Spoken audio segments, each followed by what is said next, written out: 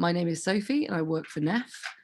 For those of you who don't know, NEF is a think tank working to build a new economy for people and planet. It's really exciting to have so many people on the call today. There's nearly 150 of us. Please do say who you are and where you are calling from in the chat box. And if you're part of an organisation, why not give them a shout out as well? Please do also feel free to tweet about this event using the hashtag #NEFbriefing to help spread the word. In lieu of the budget this year, we wanted to put together a mini series of new economics briefings based around what a budget for recovering from COVID might look like. And as we look towards the spending review and the Office for Budget Responsibility, OBR forecast at the end of November, we will explore what the government's priorities should be. This is the second event in the series, so please do make sure you are signed up to our mailing list to receive updates about future events. We'll post a link to that in the chat right now. We are facing an unprecedented health and economic crisis due to COVID-19. At the same time, events such as California and Australian wildfires and flooding here in the UK add yet more evidence that we are in a climate crisis, which is only getting worse. The recovery from the previous Great Recession, the financial crisis of 2008, was far from green and actively contributed to the climate emergency we are witnessing now. On top of this, economic recovery for many people has been painfully slow and has not happened at all. We need to learn these lessons this time around. We have greater public awareness of the climate crisis and, at least in rhetoric, consensus across the political spectrum that we need a green recovery. We are also in a moment of increased outrage about growing poverty, currently focused around Marcus Rashford's campaign to end child food poverty and the public support for that. But what does a green recovery mean in practice, and what is needed to make it happen? How do we learn the lessons from our response to the financial crisis in 2008? And how can we make sure that any recovery is also just, tackling the immediate hardships faced by people, including job losses, a threat of mass unemployment, and a huge increase in poverty? To discuss this and more this evening, I'm joined by four fantastic guests. First, we will hear from Lukasz Krebel, the economist from NEF, not the economist from NEF. We have many. He is one economist from NEF, a brilliant one. Lukasz will give us a picture of the current economic context and what the government should do next to support a green recovery. Next, we will hear from Sara Telahoun, Senior Sustainability Consultant at Anthesis. Sara will talk about the role of local authorities in delivering a just transition. Then we will hear from Jill Rutter, Senior Fellow at the Institute for Government. Jill will talk to us about the institutions we need to successfully meet climate targets and how we can ensure net zero becomes a target that overcomes political divides. Finally, we will hear from Dimitri Zenghelis, a Senior Associate at the Cambridge Institute for Sustainability Leadership. Dimitri will go into more detail about the economics of investing in a green recovery. As ever, we really want to hear from you this evening, so please do post any comments or questions you have in the chat box as the speakers are talking, and we will endeavour to pull out as many as we can and ask them to the speakers. We're looking to wrap up tonight around 8 p.m. this evening, so apologies if we don't get to your question this time around, but do keep on talking amongst yourselves in the chat as we go on tonight. And so, without further ado, let's hear from our first speaker, Lukasz Krebel, the economist from NEF is what I keep saying. Lukasz, are you out there? Hi, Soph. Hello, sorry, I keep calling you the economist. I'm the economist, as you might recognize. Could you start off by talking about the current economic context and what the government should do next to support a green and just recovery? Absolutely, and thanks for this introduction. So, I mean, as we all know, we are in a very severe recession at the moment. So according to some estimates, it could be the worst recession for the last 300 years. Whether that will turn out to be the case or not, we don't know it, but we clearly know we are facing something almost unprecedented in its scale and depth. And yeah, the recent statistics are not very reassuring on that front. The unemployment has increased officially to 4.5% rate from 3.9% before the recession. We have currently about 600,000 less people on payroll paid by the employers than it was the case just in March this year. And the claimant count, which is the count of how many people claim various sort of benefits, whether unemployed benefits or low-income benefits, has more than doubled since March at 2.7 billion currently.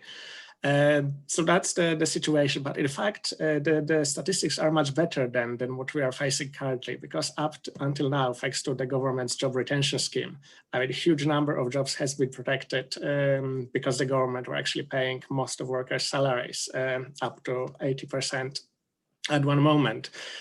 So in fact, those statistics don't reflect the depth of the shock to the economy and the slowdown in economic activity. So what has been the response of the government so far after the JRS? They decided, maybe in misguided belief, that the virus is under control and that we'll have a V-shaped recovery. They decided to quite significantly roll back the support scheme by creating the new job support scheme, which wasn't really offering much to anyone. But then, as we've seen just over the recent few weeks, the government realized that unfortunately the virus is not under control. The infections are spiking. There are several regions in England currently, such as Manchester or Liverpool, that are already in very, very high level of alert of coronavirus, and a series of new local lockdowns were imposed. So the government had to do something, and one of the things that NEF argued for was to make the job support scheme much more generous, that the government can contribute much bigger share than initially proposed. And luckily, the Chancellor has listened, and the scheme has been reformed. And as NEF estimates, it can save additional maybe 1.7 million jobs out of over 2 million jobs we identified as being at high risk due to current situation. So that is the very significant intervention, but it is not everything that the government could do or should do in response to the recession. As many economists, many think tanks, I mean, pretty much everyone that has been publishing on this crisis has argued, and New Economics Foundation were one of the first to say so, is we also need a green stimulus, a direct investment to economy to create jobs, while at the same time tackle our economic emergency, our climate emergency. So that was what NEF has argued for in the report we published back in June this year. And the reasoning behind the stimulus is that it's not enough to try to protect the jobs because some jobs will be lost nonetheless. And it's not enough also to try to sustain the economy as it was before this crisis, because we know this economy was actually not working for many people and not working for the environment. We need a very significant intervention to invest in better jobs and in better infrastructure to create green jobs and green infrastructure. And NEF outlined a proposal of stimulus that could take something about £28 billion investment over the next 18 months.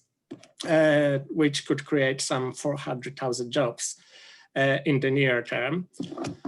And that's what we've argued for. And clearly, as we have seen, any hope of the V-shaped recovery, that no further government intervention will be needed to recover from this recession will be necessary, is not going to happen. And therefore, yes, we would argue that we do need that stimulus to happen. And I think I'm probably running out of time because my phone has been ringing some messages. So I'll wrap up now. Thanks, everyone. Thanks so much, Lukasz. And it's just worth saying that it's worth checking out the recording of the last briefing on building a caring economy, which talks about how green jobs are within social infrastructure. So social care jobs are green jobs, including healthcare, social care, education. They're all green jobs. And they're an essential part of the green recovery. So we'll post the link to that briefing in the chat. It's a really great briefing. Would really recommend it. I also hosted that. Did I? Yes, I think I did. Yes, I did. I'm seeing nods. Okay, Lukasz, I'm going to ask you some questions. This is a question from Alexander Coles in the chat. Says it's a question for an economist, any economist, and as you're the economist, I'm going to make you answer it, which is, does the coronavirus crisis give us the opportunity to move beyond GDP as a metric of success in the economy? Should it be, or is that my liberal bias at work? Thank you. Yeah, so I mean, a lot of people try to see some opportunity of one sort or the other of the crisis. I mean, first of all, it's a health emergency and economic emergency rather than opportunity to do anything good. But in the recovery phase, yes, I would agree so that it gives us opportunity to build back better as a lot of organizations unite behind this catchphrase. And in fact, we've seen even the government more recently using the build back better phrase. So that's something that there is general recognition that should happen. And yeah, in terms of GDP, it was the indicator developed in 1930s. It was the indicator developed for the war purposes to basically measure the output of military production. So it had its uses back in the more industrialized era and maybe for more specific policy purpose. But clearly GDP does not reflect everything, does not reflect how our key workers were undervalued and underpaid, how investment in our public services, especially health and social care, has been drastically cut and undermined the resilience of economy and society. And GDP does not capture any of that. So clearly, yes, this crisis should be like a final warning sign that we should look beyond for other good metrics to measure our economic progress. Thank you, brilliant. I'm going to ask you another question. Exciting for you. This is from Patrick, who sent in a question via email, who says the narrative from government and others at the moment is that they cannot continue to furlough to 80% level as they did earlier in lockdown. If they can't afford school meals, afford universal credit increases, etc. How do we argue that borrowing needs to continue and it is possible against this argument over a level of borrowing that we can continue to afford to keep borrowing? Basically, how can we make the argument that we need to continue to keep borrowing? Yes, that's a very good question. Thanks for that. So I think we can look at this from two sides. First of all, whether we can afford to borrow, looking at the current borrowing cost to the government, but also can we afford not to borrow and not do something that is necessary in response to the recession? So to answer the first one, like while the government may be borrowing the record amounts, that the costs of that borrowing are currently at record lows. Basically, investors with private funds, they're looking for safe havens, like safe investments, such as government bonds are, and they are desperate to actually borrow money to government. That's why currently the bonds issued by the British government have interest rates that are in real terms sometimes even negative, because the interest is so low that it's actually below inflation. So the government is being effectively paid to borrow, maybe very little, but actually the debt has no extra cost in many cases, or the cost is very low. So that answers one side of the question. We can certainly still afford to borrow much more given the market conditions. But then also we need to consider the counterfactual. What would happen if the government stopped to intervene in a big way by supporting jobs, by supporting incomes, while the new wave of lockdowns are becoming necessary? And that would cause massive misery. It would lead to a massive spike in unemployment. And this is the sort of crisis that actually we need people where possible to stay at home and do not work unless they are key workers, which I mean we cannot survive without. But we need to depend on them to like self-isolate as much as possible. And if the government cuts that support, people will stop doing that. The infection will spread even further. So it will just deepen the crisis. And I mean, with the massive unemployment, the recovery will be that much harder. And in the longer term, the GDP will collapse and the debt actually will become even higher burden. Thank you. I understood some of that, which was good because I'm not an economist. Apologies if that was not clear enough. No, it was. It's just that I'm not an economist. So thank you for sharing your brain with us. And we're going to move on to the next speaker, but we might come back for some more questions in a bit. But before I do move on to our next speaker, I just want to take a second to plug NEF Supporters Network. If the vision that Lukasz just outlined sounds like something you'd like to get behind, then you can join our supporters network for as little as £3 a month, a bargain. Supporters donations help us to fund our work, including running events like this, and allow us to plan further ahead into the future. If you are a NEF supporter on this call, then thank you. And if not, we're posting the link in the chat right now. Also, supporters get, I'm going to plug this even though it's not on my script, supporters get 2 times a year, they get a NEF zine, which I edit.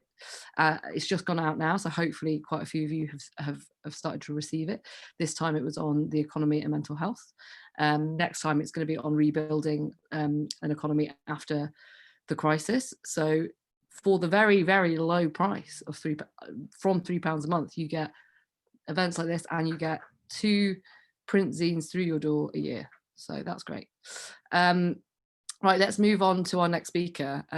Sara, are you out there? Sara Telahoun. Can you hear me? Yes. I have to apologize. I said the name of your organization wrong. It's Everyone does, don't worry. Anthesis, yes? That's the one. Yeah, sorry, Anthesis, I read it wrong. So you're a senior sustainability consultant at Anthesis. Could you tell us more about the role of local authorities in delivering a just transition, and what some of the key challenges and opportunities facing local authorities are? Yeah, definitely. I mean, I guess a bit of background before I dive in on the question. My role is as a consultant to local authorities. So I think I'm slightly biased in my assessment in the way that I approach this question, because I feel personally that local authorities have an extremely important role to play in delivering a just and green transition, and probably one of the most important roles that could be played in terms of actually achieving that end goal. So my role, for a bit of background, is to support local authorities on their net zero ambitions and climate emergency strategies. And more now we're seeing the need for a hand-in-hand operation between social and economic sustainability, which hasn't necessarily been addressed in such a way as much in the past. So I think from the perspective of local authorities, they provide some of the core services to their communities, and they shape how people live their lives through the development of local policies and projects and initiatives. So it's really crucial, the role that they're playing. We also know that the shift to a resilient net zero carbon economy could generate up to 37 million jobs globally by 2030. But also, it's important to note that the just transition isn't just about creating more jobs, it's also about ensuring a higher quality of jobs and a better standard of living. So when we talk about people being paid living wages and ensuring that workers are supported and treated fairly, and the just transition does begin with a focus on workers, but there's also knock-on implications for communities, for consumers, and for citizens. And in terms of the green recovery, this means that some of the emerging environmental markets, so the rapidly expanding low carbon technologies market, could help us bounce back from the current global recession in a resource efficient way. But actually, if we look historically, generations of wealth creation and overconsumption have actually resulted in the depletion of the natural resources that we have, and high levels of abuse of labor rights. So local authorities, I think, will need to ensure that workers and communities in the high carbon sectors that are employed at the moment also benefit from the transition and are involved in this transition process. And the huge, what we're seeing at the moment with COVID in terms of the economic disruption that's being caused, and it's really put that the risks and benefits associated are not being experienced equally. And there's a big magnifying glass currently on our existing social and economic inequalities, which are getting greater and greater. And we've seen how differences in the way that we move around cities and the way that we consume also has an impact on air quality and public health through the lockdown measures that have resulted in a reduction in air quality and improvement of the quality of air. And in terms of opportunities, I think many local authorities have a starting point where they've declared a climate emergency and they're dedicating resources to taking action towards net zero emissions. And it puts them in a unique position. So they have the role of a convener that has the ability to bring together key stakeholders and take on a leadership role. And some local authorities have taken it a step further. So looking at Birmingham, for example, who've explicitly mentioned the just transition as part of their net zero commitment to ensure that reducing emissions doesn't have large negative consequences on parts of their communities. And local authorities are also fairly close to their communities than other levels of government and can work closely with town and parish councils, for example, to deliver advice and support to local communities. And they've got strong relationships both with academic institutions who can support the delivery of a skills transition, but also have the opportunity to collaborate with local businesses. But in terms of the transition, there's really a need to consider actions holistically, which is what I sort of mentioned earlier, and not so much in silos, which is really a difficult conversation because a lot of local authorities are structured in this sectoral focus area, and each of them have their own targets. And very often the wider implications on other areas, such as the implications on health, are not really considered when looking into delivering carbon reduction measures. So it feels like we're seeing a shift at the moment in the way local authorities are deciding on those actions in terms of climate change mitigation, and they're moving towards a more holistic assessment, which addresses co-benefits and disbenefits associated with implementing carbon reduction projects. But I think there's three kind of main challenge areas if I had to identify. The first point on a knowledge gap. There's really a bit of a lack of understanding for many local authorities that come to us and seek our sort of consulting advice in terms of specific local skills that would be needed to support the just transition and the scale and speed of that need in order to deliver the just transition. And there's a really difficult area around engaging with communities. So policy needs to be developed in partnership with communities and have them play a role as an active participant rather than just a passive role to help ensure that the costs and benefits of the ambitious climate in mind are shared in a fair and equitable way, which isn't really happening at the moment. The engagement with local communities is not really encouraging diverse voices to be heard currently. And to what extent local authorities are able to address those risks and engage with those communities is going to be really important. And on the other hand, communities are facing some of the worst localized environmental impacts, such as air pollution from industrial facilities. Those communities are already at risk, and the just transition provides an opportunity for local authorities to support them into better conditions. And finally, I think probably the biggest challenge that local authorities are facing, and we always raise an issue around, is financing. So local authorities' resources are extremely stretched, especially during the current pandemic, and there's a need for national government to support the investment that's needed to drive a just green recovery. We've seen that some of them are using more innovative financing mechanisms, so a rise in things like citizen-led initiatives such as community municipal investment, and an interest in authority-based insetting to drive low carbon finance locally from businesses as a counterbalance to offsetting. And there really needs to be a shift in the way that financing is considered, so that we're looking more closely at life cycle costs and not just upfront costs, so that there's enough emphasis being made on the savings long term in terms of social and economic benefits as a counterbalance to the upfront investment cost that's needed to support the transition. Amazing. Thank you so much, Sara. That was brilliant. Comment from Helen Mayer in the chat that says, absolutely agree about local authority, Sara. Also more accountability and engagement. We just need a few pence to achieve this.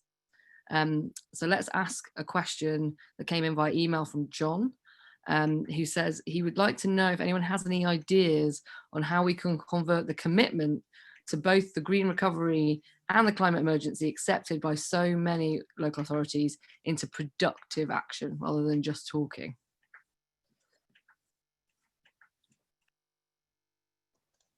I'm struggling with my muting here with various mute buttons. Yes, I completely agree. There is a lot of talk and we need to turn it into action. And I think the difficulty is that all the local authorities across the UK are in different stages of the journey, and some of them are just starting to look into this, whilst others are a bit further ahead. So, for example, I'm based in Bristol, and I also sit on the Environmental Sustainability Board that advises the council. And the way Bristol's gone about sort of starting to deliver the action and not just talking about what needs to be done is to appoint these which, to my earlier point, they've all been separated out into different sectors. So we have an economy board, an environmental sustainability board, and health and well-being board, and transport board, and the like. And those boards are made up of individuals who work in businesses that are really key and crucial to the kind of net zero economic and social recovery strategy. And it's their responsibility to actually take ownership over the actions that have been identified in Bristol's strategy in order to support the net zero and just transition. So the way they've approached it is to sort of trickle down the actions and acknowledge that the council alone cannot deliver on those actions, but it requires action from everyone across the city. Great, thank you so much. There are so many questions and comments about what you just said, Sarah, but we need to move on because we haven't got much time. But thanks so much for such a great and insightful journey through what local authorities are up to or not up to. Right, let's move on to our next speaker, Jill Rutter, who is a senior fellow at the Institute for Government. Are you out there, Jill? I am. You are. Hello. Could you talk to us about the institutions we need to successfully meet climate targets and how we can ensure net zero becomes a target that overcomes political divides? Just a small question. That's quite a small question. So I'm Jill Rutter. I'm from the Institute for Government. We don't do work necessarily on climate change, things like that. We look at how government organises itself and how to make it more effective. So the question we set ourselves in the research we've just published, a report on net zero, how can the UK deliver its climate change ambitions, is the UK government as currently set up actually up to the scale of the task of delivering net zero. So it's good. It's put the legislative target into legislation. It did that last year after an hour and a half's debate, which doesn't seem quite what you would want to make sure you've got enough political buy-in or profile for setting a target. It was one of the things that Theresa May sort of ticked off as an easy to do thing as she was looking to have some sort of legacy other than failing to get her Brexit deal through and going down to the biggest parliamentary defeat in history. So we had that target. Boris Johnson embraced it, and you'll remember he also bid to host the COP, which should be happening as we spoke. Some initial early action from government, setting up a cabinet committee, but then that cabinet committee, although it was announced with a great fanfare in October, didn't actually meet under the Prime Minister's chairmanship till March, by which time the government not only was preoccupied with still negotiating Brexit, but also preoccupied with coping with the very early stages, as they thought, of the pandemic. So I think this is one of the really interesting questions. So what we say in our report, and do read it on the Institute for Government website, is that there are a lot of reasons why it's much easier to set a target on climate change than to deliver it. We identify 6 C's as barriers to action. Those include a lack of coordination, a lack of policy coherence, an uncertain policy framework where policies chop and change. We've seen quite a lot of that recently. Policies from one department don't meet another department. A lack of capability, both in government. We've seen some very poorly designed schemes to deliver climate change early on. We've seen some successes, like the development of offshore wind, but we've certainly seen some flops, like the Green Deal, and I think we're slightly worried the Green Homes Grant will go the same way as currently constructed. That capability deficit, and this is to pick up Sarah's point, I think also extends into local government, where there's a huge amount of enthusiasm, but one of the things lots of people talked to us about when we were doing our report was that the sort of climate change capacity that existed in local government in 2010 has been eviscerated over the last few years. And the final thing that we find, and this goes very much to the theme that Sophie was raising, is that although governments can talk big and there's a lot of support for ambitious targets, they then balk at taking some of the specific measures, particularly when they require landing extra costs on people or conflict with other parts of the policy agenda. That's one reason why we've seen things go backwards in some areas. So in our report, we make some suggestions. We think there needs to be a sort of beefed up coordination effort. It needs to be led from the centre. It can't be led from the business department, which is in any case otherwise preoccupied at the moment with ensuring that business doesn't go for sort of wide-scale failure. The Treasury has an absolutely critical role to play, and I think this is really interesting when we're talking about the green recovery. Sophie mentioned the spending review. We now have a one-year spending review coming through on the 25th of November. They'll then need to do a longer-term spending review. But I think there's a real issue here about measures that are in the famous words that you always use when you're trying to use spending measures to create jobs in the aftermath of an economic crisis.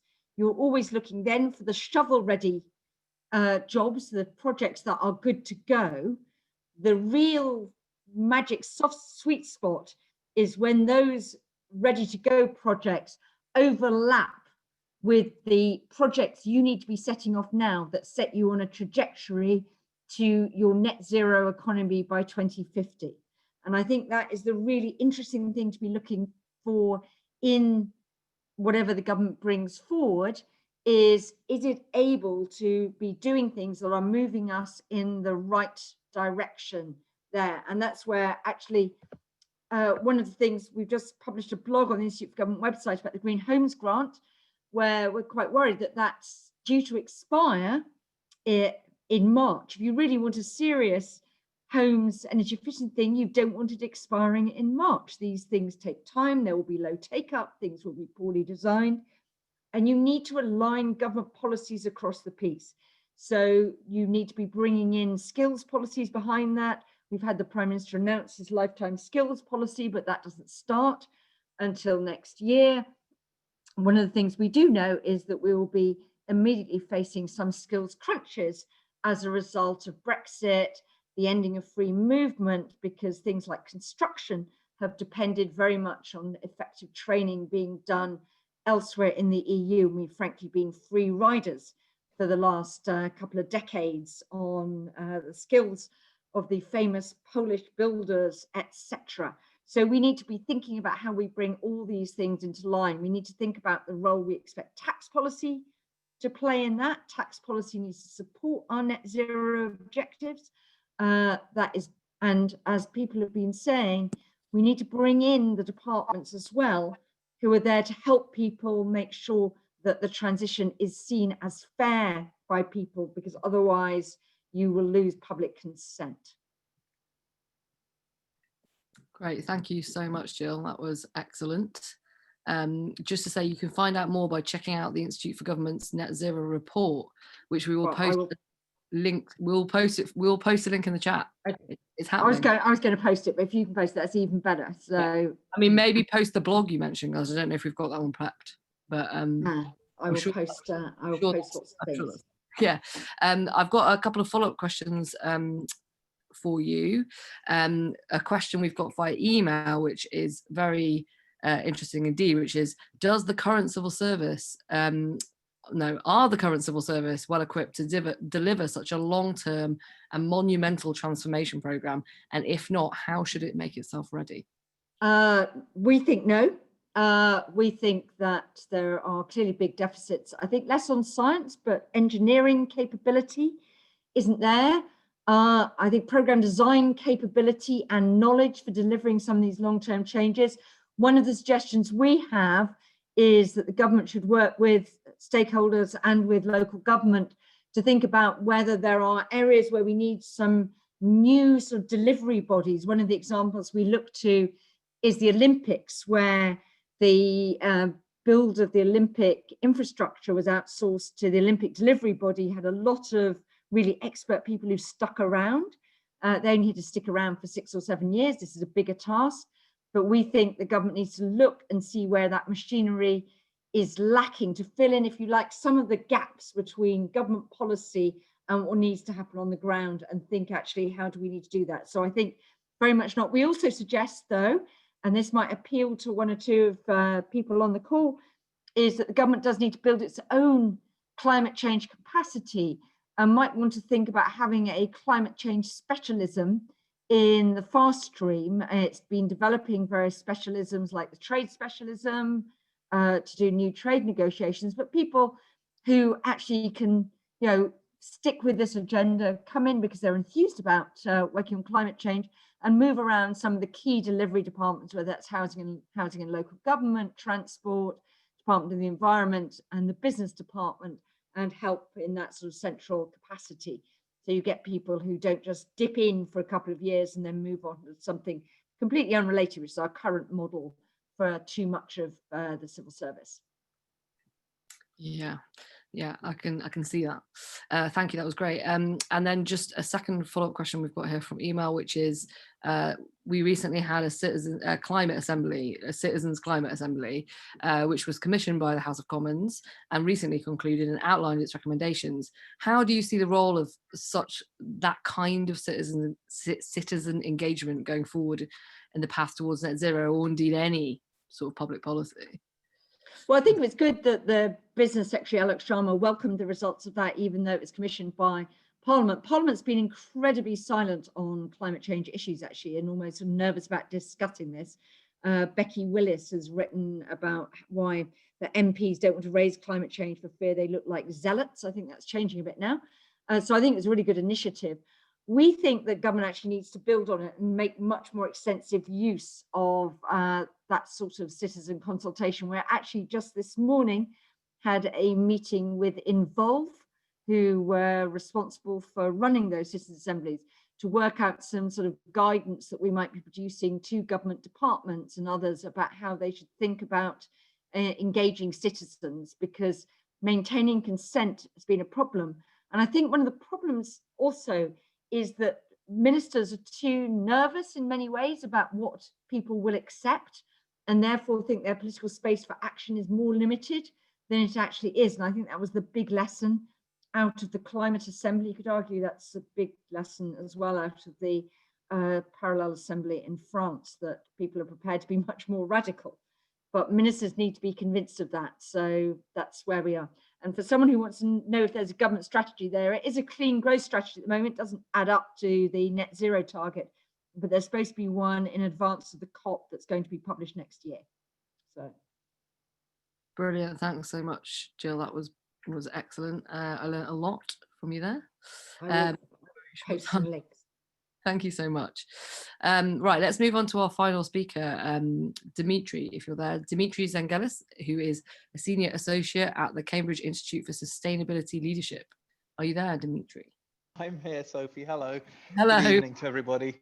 Hi. Could you tell us a little bit more about the economics of investing in green recovery? Is it mainly about the short-term recovery, or would there be more long-term economic benefits to investments made now?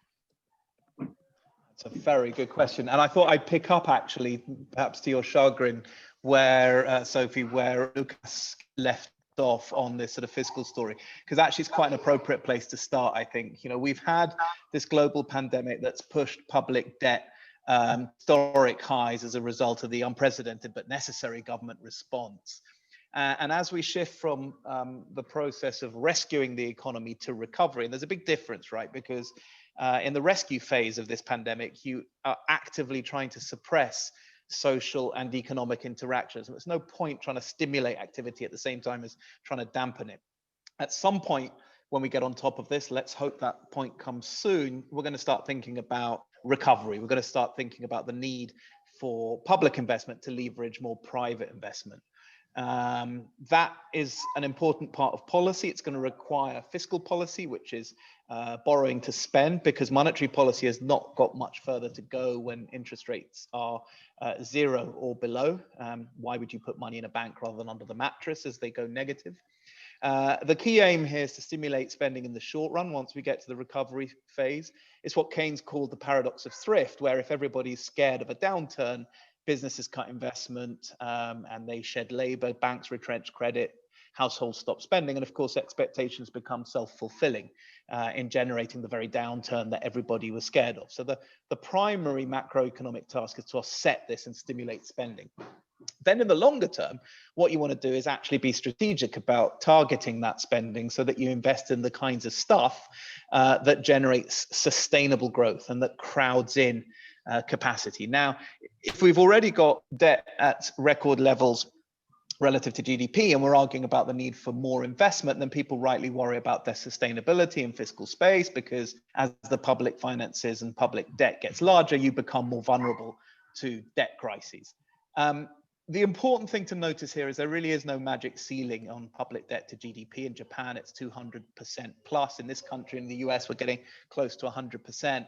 And it's really important to emphasize that we should not make the same mistakes that we made at following the financial crash of 2008. The risks of not controlling public sector debt do not currently outweigh the benefits, and the benefits are what I want to talk about. And it's become absolutely clear that the best way to reduce your debt to GDP is not to fixate on austerity as a means to reducing debt. It's, in other words, not the numerator of debt to GDP. It's to focus on the denominator. It's to focus on boosting GDP. If you've got a mortgage or a big debt, you don't panic and fail to rock up to work the next day because all you care about is paying the mortgage. Actually, what you do is you invest in your skills and abilities by generating more income so that the debt relative to your income goes down and you're more better placed and better able to repay it. It's exactly the same with economics. And if you look at history in this country and elsewhere, there have never been periods where countries have got on top of public sector debt to GDP through fixating on austerity. Always, and I challenge you to find me a counterexample, it's always been because they've managed to have a sustained period of growth, which reduces the value of that debt relative to GDP. And never has that been more important than now. We've argued in the past that a lot of the kind of stuff we're talking about in terms of sustainable, resilient, and inclusive investments actually have really appealing short and long run characteristics. Things like clean energy infrastructure, things like insulated retrofits, building turbines, rolling out EV networks and broadband networks, also planting trees and restoring wetlands. They tend to be very labor intensive. They're not susceptible to offshoring. They're not susceptible to imports. So they tend to have very high stimulus multipliers. I'll explain what I mean by multipliers in a second. In the long run, the economic multipliers are also high because the operation and maintenance of these much more productive and efficient technologies makes them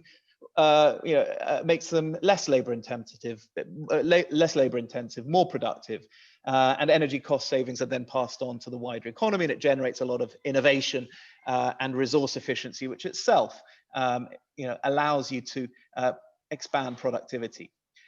Then there's a bunch of co-benefits and opportunities which are often understated. They're really not trivial, associated with low carbon investments and resource efficient growth. Things like tackling particulate pollution, things like planning your city so that there's less congestion and more active transport to reduce ill health, make your cities more livable, attract higher skilled jobs, and so on. Some of the stuff that Sara talked about in terms of the importance of localism, I think, comes into this. And it's about investing in the right assets that generate an economy that is resilient in the 21st century. That means not just avoiding locking into things like fossil fuel intensive infrastructure, but also investing in things like human capital to make sure that you've got the skills and the jobs necessary for a resource constrained, carbon constrained 21st century. And that means retooling and reskilling workers and enabling those who are affected by change to participate in the new economy. And it's not just a low carbon and resource efficient new economy. It's an economy that's faced with an onslaught of technological revolutions to do with AI, the Internet of Things, big data, digitization, nanotechnology, the whole gamut of these new technologies. It's not just physical capital, it's not just human capital, it's also knowledge capital. I mean, the economy of the 21st century is going to be driven and shaped by knowledge and innovation. This is, it's the intangible economy that's going to determine our ability to get more out of the increasingly scarce resources we have. How cleverly we use those resources will determine whether we can meet our carbon and resource envelopes.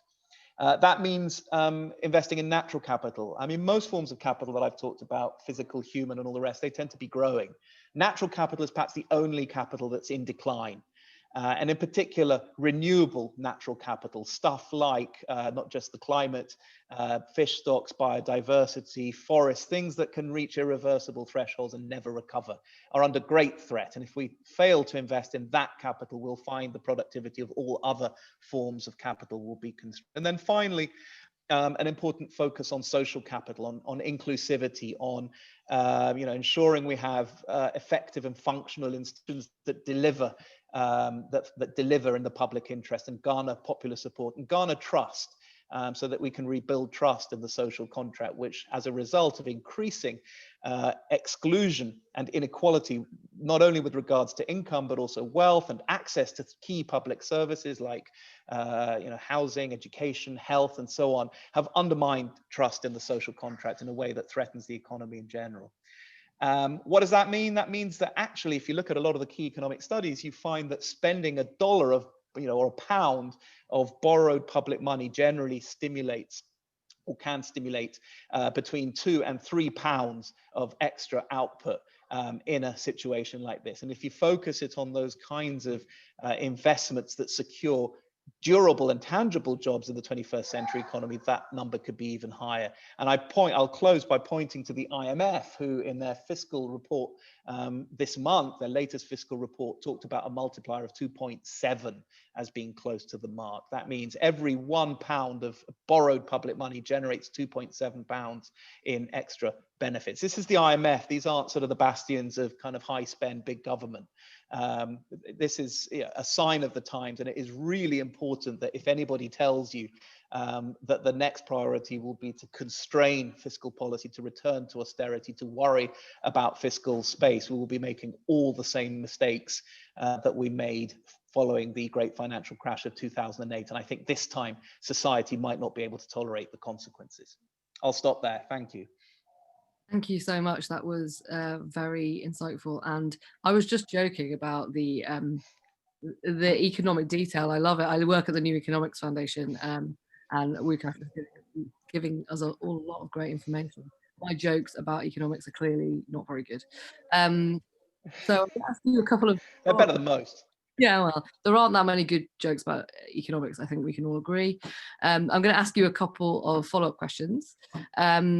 First of all, Steve Ballard has asked quite a few questions that I think is quite a useful thing for us to talk about, which is around borrowing, because we get these sorts of questions a lot, which is, like does borrowing not always leave the borrower subservient to the lender? And if we're boosting GDP, whose expense is it at? And if we're multiplying the benefit for whom?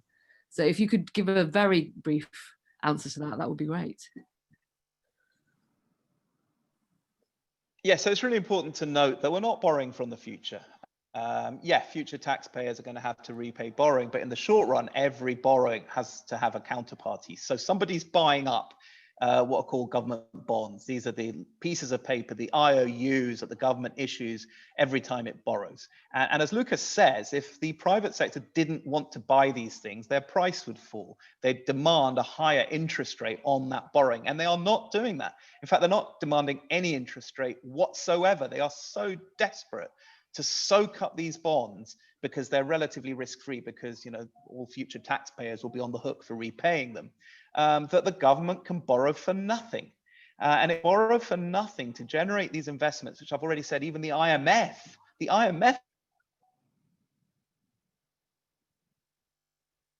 for God's sake, thinks can generate. Absolutely no question here. We should be borrowing as much as we can, but we should be very strategic about thinking about the returns.